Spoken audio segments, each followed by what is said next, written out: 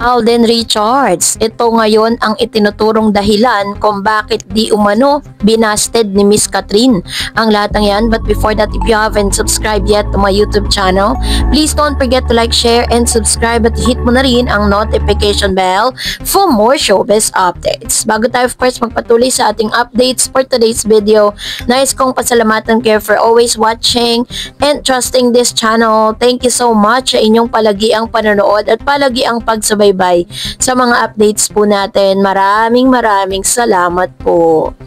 At ngayong araw, habang tinutupad ni Alden Richards ang ilan sa kanyang mga nasa bucket list, no, kung saan ay idineklara niya nga po na talagang nag-aaral po siya para po maging isang piloto, and then iba pang mga bucket list na talagang tinutupad niya. At habang busy si Alden Richards sa pagtupad ng ilang mga pangarap niya na naudlot noon dahil sa kakulangan sa pinansyal, ay hindi rin naman siya tinatantanan ng ilang mga kontrobersya.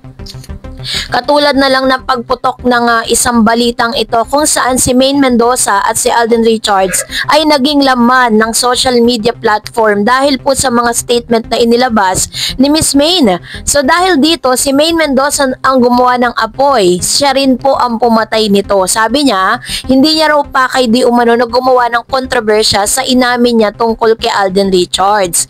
Nilinaw ni Maine Mendoza sa kanyang post sa X na hindi niya intensyon na gumawa ng kontrobersya o negatibong reaksyon tungkol sa kanyang inamin sa isang podcast episode na nabanggit ang dati niyang collab team na si Alden Richards. Ayon kay Maine, ikinagulat niya ang dami ng atensyon na nakuha niyang kanyang kwento matapos ang maraming taon tungkol sa Kalye Serie at Aldab tandem nila ni Alden. Sabi niya, I didn't think the story about my story with Alden would spark controversy, let alone be a big deal, considering that everyone has already moved on from Kalye Serie and Aldab, saad ni Maine sa post. Pinaliwanag ni Maine na layunin ng podcast ang balikan ng tagumpay ng Kalye Serie at ibahagi ang mga hindi pa naikukwento nilang karanasan. Dahil sa malaking bahagi ng segment ni Alden, natural lang umano na mapasama siya sa mga napag-usapan sa podcast. There is no reason to exclude him, sabi niya. Alden from the story, our story, despite his absence, because he was a big part of Kalye Serie.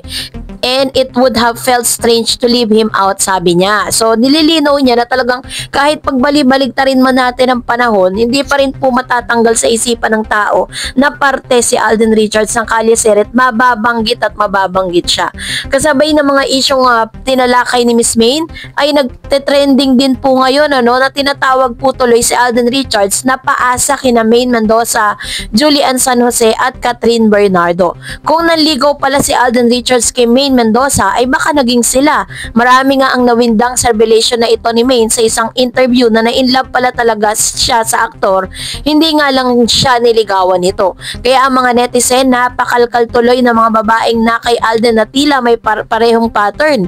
Una kay Julian San Jose na inakala niyang mauuwi sa relasyon pero matagal siyang hindi nagparamdam dahil nag-focus sa karir. Ang dating ay parang nag-ghosting siya sa singer-actress kaya naman nag-sorry siya dito. Kay Winwin Marquez naman, sinabi ni Alden na nanligaw siya pero hindi ito naging malinaw sa aktres. Pinaka-recent niya ay ang sa kanila ni Catherine Bernardo na napabalitang niligawan niya noon pero matapos ang pelikulang Hello Love Again ay tila naging stranger muli sila sa isa't isa. Nanligaw ba talaga siya o pareho lang na nalink ang aktor sa naghihintay din sa kanya? Ito ang katanungan ngayon ng mga netizens. So matapos lumabas ang ilan sa mga aligasyon at isyong ito ay may mga naglitawang photos na kung saan si Alden Richards ay nakahiga sa kama na may kasamang lalaki. No, ito po ipinost dito po sa thread. Naku, talagang pinag-uusapan po ito. It was posted by Johans 12:16, 20 hours ago, na may caption na wala na yung Alden ninyo. So, kung susuriin po natin yung photos na to, that man, yung katabi ni Alden, di ko po kilala yan. And I think this is not a Filipino, no? Although medyo tan yung kanyang kulay. At kung susuriin natin yung photos ni Mr. Alden Richards dito, mapapansin po ninyo na talaga masasabi mo na edited talaga siya. Para siyang mukha tapos tinapalan ng mukha. no? Tinapal yung mukha kasi sa panahon natin ngayon AI na yan eh. And then kung makikita ninyo, napakalayo ng kulay ng leeg ni Alden Richards dito, tsaka ng mukha niya, which is means talagang possible talaga na ito po ay isang edited photos para po sirain ang imahe ng isang Alden Richards. Maraming beses na po siyang nai-issue patungkol sa kanyang gender identity. At isa yan sa pinaka nakakapagod na issue na hinaharap ni Alden Richards. At sinasabi niya na parang sinabi niya na rin yan sa Tony Talks, that's really the most tiring issues na talagang ikinakabit sa pangalan niya. Lagi niya lang sinasabi, wala na bang ibang issue? So, sa party ni Alden Richards, hindi niya po kailangan ipaliwanag yung kanyang sarili kasi parang kultura ng mga Pinoy na kapag ikaw ay nasa marrying age na 40 years old and up, dapat ano ka na, may anak ka na, may asawa ka na, ganun. Pero sa panahon kasi ngayon si Alden Richards, hindi naman po siya nandun sa point ng buhay niya na parang minamadali niya yon lahat eh. Parang mas pinapriority niya talaga ngayon yung magiging future ng kanyang possible na maging pamilya. At yun po yung nami-misinterpret ng ilang mga supporters / bashers ni Alden Richards. Kaya ngayon, pati po yung gender niya ay kini-question. At sinasabi po na possible daw na ito ang dahilan kung bakit hindi sila nagkatuluyan ni Miss Catherine Bernardo. Pero sa tingin ko naman po, hindi naman ganun kababaw si Miss Catherine para po i-buy or maging gullible siya sa mga ganitong issue. So, hindi po yan totoo. So dahil dyan, narito naman ang ilan sa mga commentary action po ninyo patungkol naman sa ating latest updates. Unahin natin si Miss Raquel Bersosa. Sabi niya, alam nyo, kung raulo lang, sabi niya, si Alden at babae, mga babae na nagbigay ng motibo, malamang na baka na bembang niya na lahat yan. Kaso hindi talaga masamang lalaki si Alden. Mabait at marespeto talaga si Alden sa mga babae na makakatrabaho niya. Kahit mag-survey pa kayo, walang negative issue si Alden sa mga naka-work niya sa showbiz. Wala tayong pake sa personal life ni Alden. Kung ayaw pa niya magka-love life, 33 pa lang si Alden. Bakit kayo nagmamadali sa buhay pag-ibig niya? Go lang Alden. Ayan, sabi ni Sir Raquel, Ma'am si Raquel Bersosa. Salamat Ma'am si Raquel sa inyo pong komento, no? Salamat po sa inyo pong pagtatanggol din kay Alden Richards kasi parang ano lang no, sa punto lang na to, nakakaawa lang si Alden na parang deadma lang siya sa mga issue, hindi po siya sumasagot, never po yan papatol sa mga sabi nga is cheap na issue, no? So, mas gugustuhin niya pang mag-buy kaysa sumagot sa mga issue na yan. Sabi ni Gis Fan, enough na sana eh, kakasawa na bashing kay Alden, tigilan na ang mga bashers. Wala siyang kasalanan kung hindi siya na-inlove sa mga collab team niya. Napaka-unfair. Mas pangit naman kung halos lahat na lang ng nakapareha niya ay pinatuloy niya at nagbistulang babaero. Ang totoo, hindi na-inlove sa kanya ang girl. Hindi lang dahil sa looks niya, kundi dahil very ideal talaga ang personality niya. Hindi natin pwedeng diktahan ang utak at damdamin niya. Siya pa rin ang Panginoon ng sarili niya. Wala kayong magagawa mga bashers kung hindi niya priority ang love life. Marami siyang iniintindi sa buhay niya. Mga pangarap na gusto pang maabot. Pwede nga hindi na siya mag-asawa o baka magulat din tayo one day na nakita na niya ang babaeng napakaswerte para sa kanya. Ayan. So, yun po yung kanyang komento patungkol dito, which is hindi naman sabi nga ni Alden sa mga interview niya, 'di ba? Hindi naman daw 'yan minamadali at ayaw niyang ipilit kasi the more daw na pinipilit niya, mas lalong nawawala.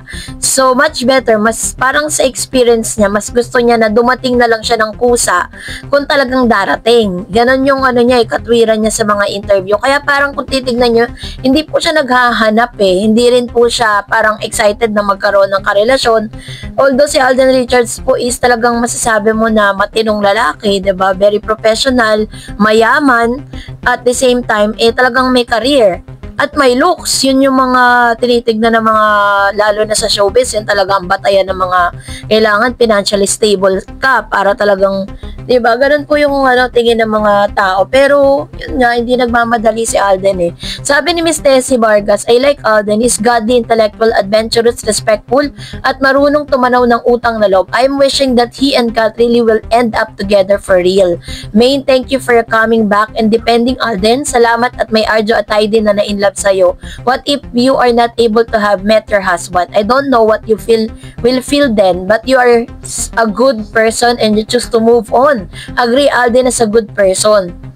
ang kung possible din siguro, or talagang sabi kasi ni Miss Main sa mga niya, mga statement niya, hindi lang talaga nagtugma. Sabing ganon, parang yung nagmahal siya sa maling panahon. Yun, may kanta nun yung we have the right love at the wrong time. So, yun yung pinaka the best na song para sa kanilang dalawa. And sabi ni Miss Marites Ferrer, sa opinion ko po, bakit nila iba si Alden kung ayaw pa niya magkaroon ng relasyon? Buhay niya yan.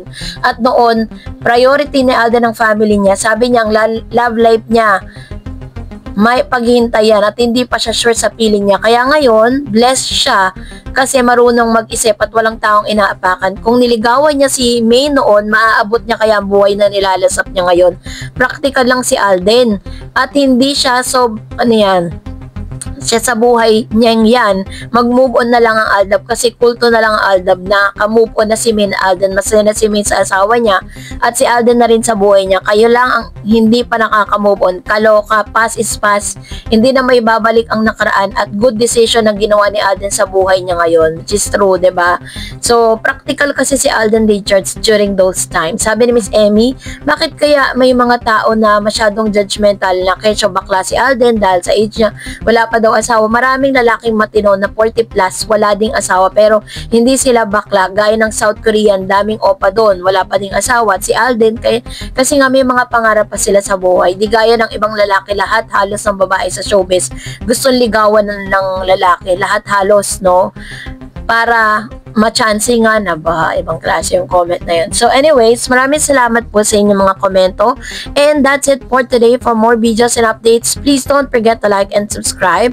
And please don't forget to follow my Facebook page, Dar Eds TV. God bless everyone!